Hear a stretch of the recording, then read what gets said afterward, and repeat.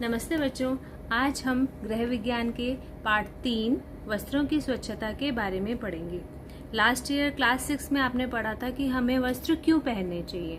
इस साल हम पढ़ेंगे हमें स्वच्छ वस्त्र क्यों पहनने चाहिए और हम अपने वस्त्रों की देखभाल कैसे कर सकते हैं। हमें साफ वस्त्र क्यों पहनने चाहिए, इसका आंसर फर्स्ट पॉइंट है अच्छे स्वास्थ्य के लिए।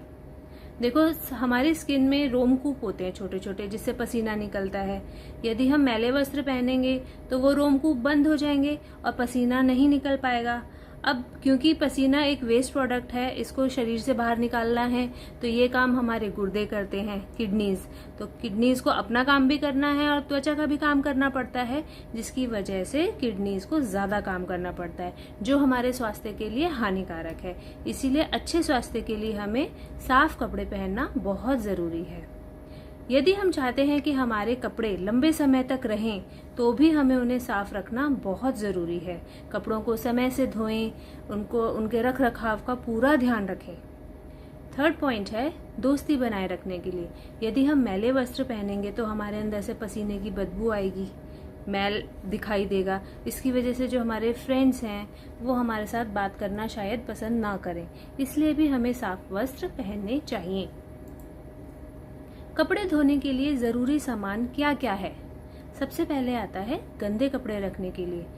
यदि हम चाहते हैं कि जब हम कपड़े धोने जाएं तो हमें सारे गंदे कपड़े एक साथ मिले, तो हमें उन्हें इकट्ठा करके रखना बहुत जरूरी है। तो इसके लिए हम लॉन्ड्री बास्केट यूज कर सकते हैं। लॉन्ड्री बास्केट मतलब गंदे कपड़ों को रखने की बास्केट, टोकरी। इसमें एक लॉन्ड्री बैग भी आता है। इसके अलावा हम कुछ लोग वॉशिंग मशीन के अंदर रखते हैं, कुछ लोग बाल्टी में रखते हैं और कुछ लोग सिंपल बैग में भी गंदे कपड़ों को इकट्ठा करके रखते हैं। इससे गृहिणी को कपड़े धोने में काफी आसानी होती है। सेकंड पॉइंट है कपड़े भिगोने और धोने के लिए हमें टब की आवश्यकता होती है और बाल्टी की आवश्यकता होती है। यदि ज्यादा कपड़े हैं तो हमें ज्यादा टब और बाल्टी की आवश्यकता होगी। और इसके अलावा हमें ब्रश की आवश्यकता होती है, जो मैल उतारने के काम आता है। कुछ लोग वॉशिंग मशीन में ही कपड़े धोना पसंद करते हैं। थर्ड पॉइंट है कपड़े धोने के बाद हमें नील और स्टार्च की आवश्यकता होती है, जिसके बारे में हम आज इस पाठ में पढ़ेंगे। कपड़ों को सुखाने के लिए कुछ लोग बाहर तार लगाते हैं, रस्सी लगाते हैं, और कुछ लोग ऐसे कपड़े धोने का रैक भी ले लेते हैं। इस पे काफी सारे कपड़े एक ही समय में आ जाते हैं। ज्यादातर जो बारिश वाली जगहें हैं वहां पे ऐसे कपड़े धोने के रैक बहुत ज्यादा काम आते हैं। कपड़े इस्त्री करने के लिए हमें चाहिए प्रेस, एक टेबल जिसपे प्रेस आसानी से हो सके। ये दो चीजें हमें बहुत ज्यादा चाहिए। थर्ड पॉइंट है इसका, नेक्स्ट पॉइंट है इसका, कपड़े धोने के लिए हमें कुछ जरूरी पदार्थों का आवश्यकता होती है, जैसे साबुन हो गया, डिटर्जेंट्स हो गए, ब्लीच है जो कि सफेदी लाने वाला पदार्थ है, नील है, स्टार्च है। ये सारी चीजें भी हमें कपड़े धोने के लिए चाहिए होती हैं। अब नील के बारे में हम पढ़ते हैं। नील क्या होता है?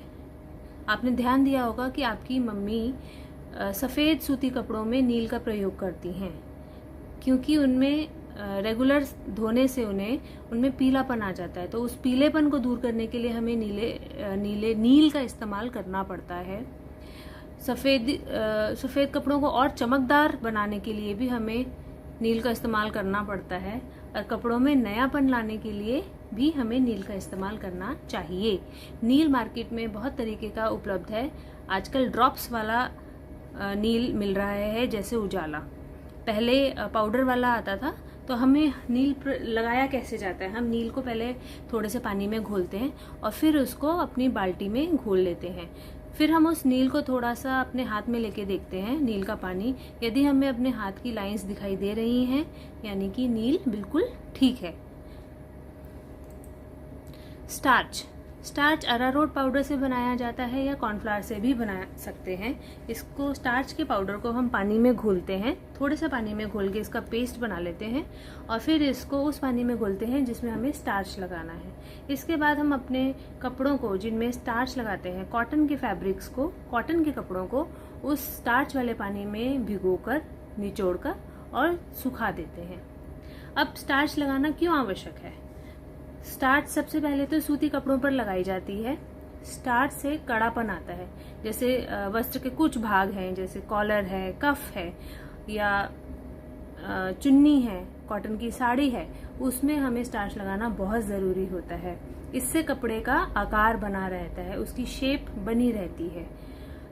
फोर्थ पॉइंट है, कपड़े आसानी से जल्दी मैले नहीं होते, क्योंकि जो मैल है वो स्टार्च के ऊपर ही चिपकी रहती है, तो बहुत ज्यादा कपड़े मैले नहीं होते। और गंदे कपड़े धोना बहुत आसान हो जाता है, क्योंकि जब हम पानी से उसे धोते हैं तो जो मांड या स्टार्च है वो आसानी से धुल जाती है और उसी के ऊपर ही गंदगी चिपकी होती है, तो कपड़े आसानी से साफ हो सकते हैं। कपड़ों में नयापन लाने के लिए भी हमें स्टार्च की आवश्यकता होती है। गोंद से रेशमी कपड़ों पे कड़ापन लाया जाता है। गोंद पेड़ों से मिलता है।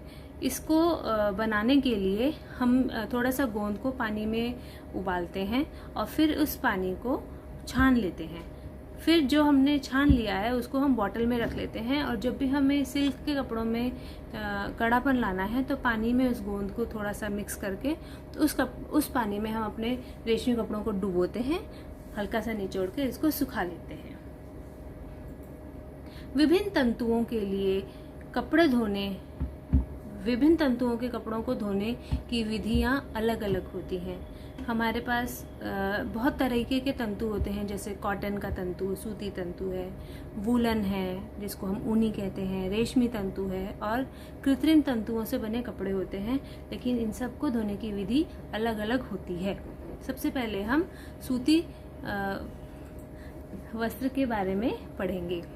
सूती वस्त्रों को पानी में भिगोने की आवश्यकता होती है, क्योंकि हम सूती वस्त्र को बहुत ज़्यादा पहनते हैं और इनमें काफ़ी मैल आ जाता है, इसलिए हमें सूती वस्त्रों को पानी में भिगोना चाहिए। लेकिन हमें रंगीन और सफ़ेद सूती वस्त्रों को अलग अलग भिगोना चाहिए। पानी में भिगोने से उनकी मैल फूल जाती है। पानी का तापमान गर्म हो सकता है। गर्म पानी सूती कपड़ों को बिल्कुल नुकसान नहीं पहुंचाता। कुछ तौलिए, चादरें, कुछ ऐसे कपड़े हैं जो गर्म पानी में ही धोए जाते हैं। रंगीन वस्त्रों को बहुत ज़्यादा गर्म पानी में काफ़ी देर तक नहीं भिगोना चाहिए, इससे उनका रंग खराब हो सकता है। साबुन का प्रकार, किसी भी तरह के साबुन से हम सूती वस्त्रों को धो सकते हैं, क्योंकि कपड़े धोने का सोडा जो कि अधिकतर साबुनों में होता है वो सूती वस्त्रों को नुकसान नहीं पहुंचाता। धोने की विधि, सूती वस्त्रों को रगड़कर ब्रश से साफ किया जा सकता है, क्योंकि उनमें काफ़ी मैल होता है तो ब्रश का इस्तेमाल करना पड़ता है। इससे सूती वस्त्र को बिल्कुल भी नुकसान नहीं पहुंचता। वॉयल और ऑर्गेंडी के कुछ कपड़े जो सूती हैं, लेकिन ये थोड़े डिफरेंट टाइप के सूती कपड़े होते हैं, नाजुक होते हैं, इसलिए इनको हल्के हाथों से धोना चाहिए, इन पे ब्रश नहीं लगाना चाहिए। निचोड़ने के लिए हम मशीन या हाथों से कस के इसको निचोड़ सकते हैं। नील, सफ़ेद सूती वस्त्रों में नील लगाना चाहिए। मांड भी लगाना चाहिए, इससे इन कपड़ों में कड़ापन आता है और इनका आकार बना रहता है। सुखाने के लिए हम अपने सफ़ेद सूती कपड़ों को धूप में सुखा सकते हैं, और रंगीन कपड़ों को हमें छाया में सुखाना चाहिए, नहीं तो उनका कलर खराब हो सकता है। इस्त्री करने के लिए हमें सूती वस्त्रों को पहले पूरे तरह से सूखा देना चाहिए। उसके ऊपर हमें थोड़ा सा पानी की छींटे मारकर फिर हमें अच्छी गरम प्रेस उसके ऊपर इस्तेमाल करनी चाहिए, इससे उसकी सारी सिलवटें दूर हो जाती हैं। गरम प्रेस से सूती कपड़ों को कोई नुकसान नहीं पहुंचता। रेशमी वस्त्रों को हम बहुत ज़्यादा नहीं पहनते, इसलिए इन्हें पानी में भिगोने की कोई आवश्यकता नहीं होती। पानी का तापमान, रेशम के लिए हमें हल्के गर्म पानी का इस्तेमाल करना चाहिए, कोसे पानी का, लेकिन जब हम आखिरी बार वस्त्र को धो रहे हैं तो ठंडे पानी में ही धोना चाहिए। साबुन का प्रकार, रेशमी वस्त्रों के लिए ऐसे साबुन का इस्तेमाल करना चाहिए जो बिना सोडे वाले हों या कम सोडे वाले हों।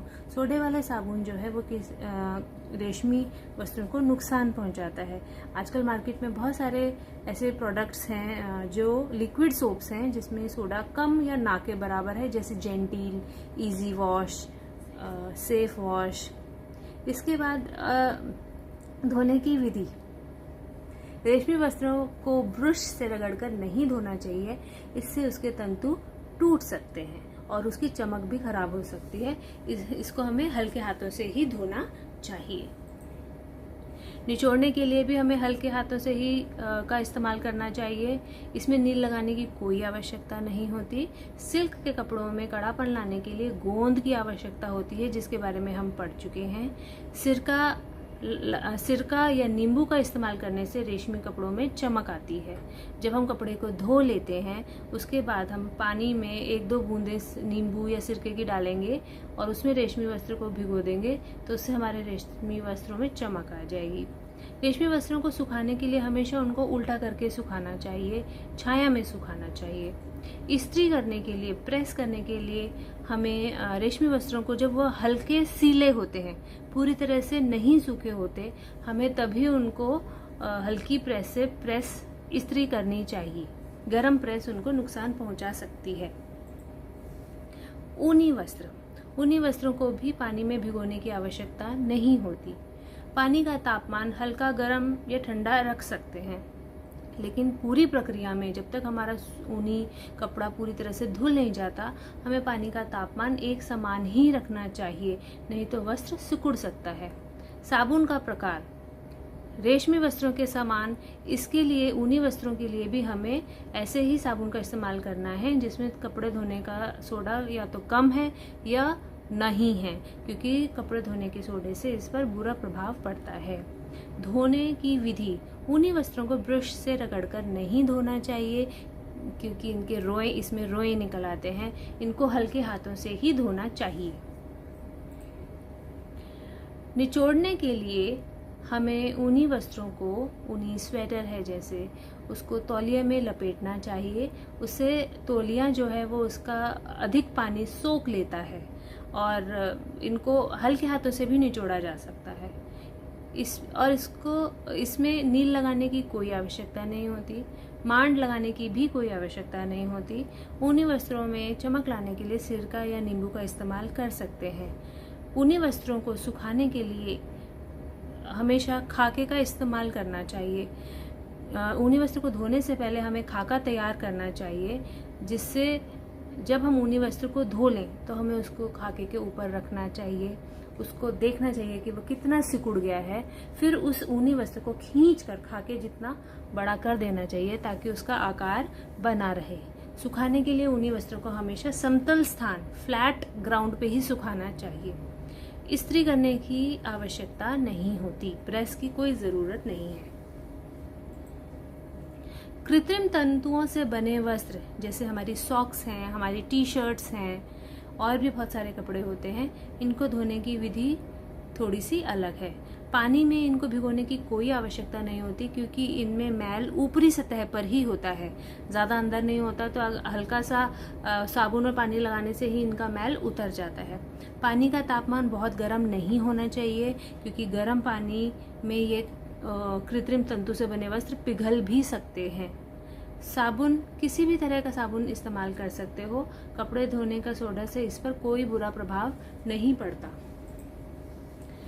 धोने की विधि, इनको ब्रश से रगड़कर धोने की कोई आवश्यकता नहीं होती, क्योंकि मैल इनके अंदर नहीं होता। अगर आप ब्रश का इस्तेमाल करते हो तब भी इसमें कोई नुकसान नहीं है। निचोड़ने के लिए मशीन या हाथों से आप इसको आराम से निचोड़ सकते हो। नील और मांड लगाने की कोई आवश्यकता नहीं होती। इन वस्त्रों को छाया में सुखाना चाहिए, क्योंकि धूप से इन पर बुरा प्रभाव पड़ सकता है। इस्त्री करने की इन्हें कोई आवश्यकता नहीं होती। अब जैसा कि आपने इस पार्ट में पढ़ा है, इसी से रिलेटेड मैंने कुछ क्वेश्चंस दिए हैं। आप वीडियो को अच्छे से समझें और फिर इन क्वेश्चंस को करने की प्रैक्टिस करें। यदि आपको कोई भी दिक्कत आती है तो आप इस वीडियो को दोबारा देखें, आपके सारे डाउट्स क्लियर हो जाएंगे। इसमें जो मैंने प्रश्न दिया है वो है किस प्रकार आप इन वस्त्रों को धोएंगे? रेशम की कमीज, ऊनी दुपट्टा, कपास की फ्रॉक, सिंथेटिक टी शर्ट। तो अब इसके बाद नेक्स्ट वीडियो के लिए आपको अब थोड़ा सा वेट करना पड़ेगा, तब तक आप इस वीडियो को अच्छे से समझें। Thank you.